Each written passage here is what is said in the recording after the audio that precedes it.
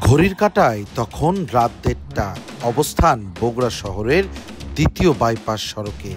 সেনাবাহিনীর সদস্যদের কাছে তথ্য রয়েছে, বগুড়া সদরের মণ্ডলধরণ গ্রামের ২-৩টি বাড়িতে লুকানো আছে দেশি বিদেশি নানা অস্ত্র, যেগুলো ব্যবহার করেই মঙ্গলবার তারা জড়িয়েছিলেন সংঘর্ষে। গোয়েন্দা তথ্যের ভিত্তিতে রাতের নিস্তব্ধতা ভেদ করে লেফটেন্যান্ট আল ফাহাদের নেতৃত্বে অভিযানে রওনা হন সেনা সদস্যরা। ঘটনাস্থলে পৌঁছে ঘিরে নেওয়া হয় সন্দেহভাজন বাড়িটিকে। অনেকক্ষণ ডাকাডাকির পরেও প্রথমে সাড়া মেলে না কারো। পরে দরজা খুললে হঠাৎ বাড়িটির টিনের চাল দিয়ে পালানোর চেষ্টা করে শাওন নামের এক যুবক, কিন্তু ধরা পড়ে যায় সেনা সদস্যদের কাছে। কথায় আছে, চোরের মন পুলিশ পুলিশ, তাই তো গ্রেপ্তার এড়াতে জীবনের ঝুঁকি নিয়ে টিনের চাল থেকে লাফ দিয়েছিল চিহ্নিত এই কিশোর গ্যাং সদস্য।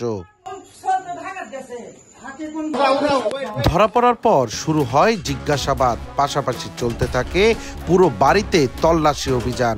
একই সাথে শাওনের এক সহযোগী আসিফের বাড়িতেও তল্লাশি শুরু করে সেনাবাহিনীর আরেকটি দল।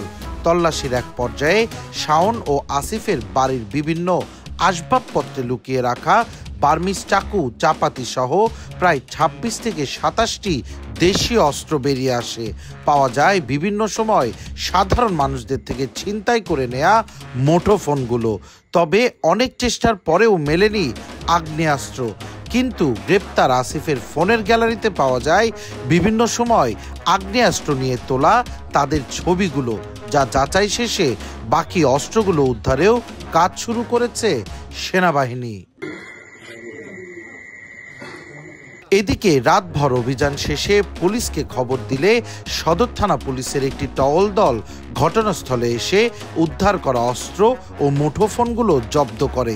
পুলিশ জানায়, এই ঘটনায় পরবর্তী আইনগত পদক্ষেপ প্রক্রিয়াধীন।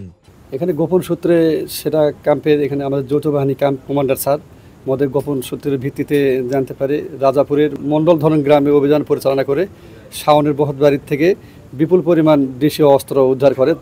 আমাদের ধারণা করা হচ্ছে এই দেশীয় অস্ত্র এবং বিদেশি অস্ত্রগুলো ব্যবহার করে কোনো অপ্রীতিকর ঘটনা সংঘটিত করার জন্য জড়ো করতেছিল অস্ত্রগুলো।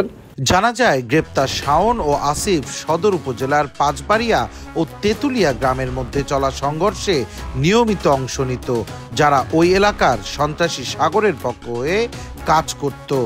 মাদক ও অস্ত্র উদ্ধারে এমন অভিযান চলমান থাকুক প্রত্যাশা সকলের। সঞ্জু রায়, দেশ টিভি, বগুড়া।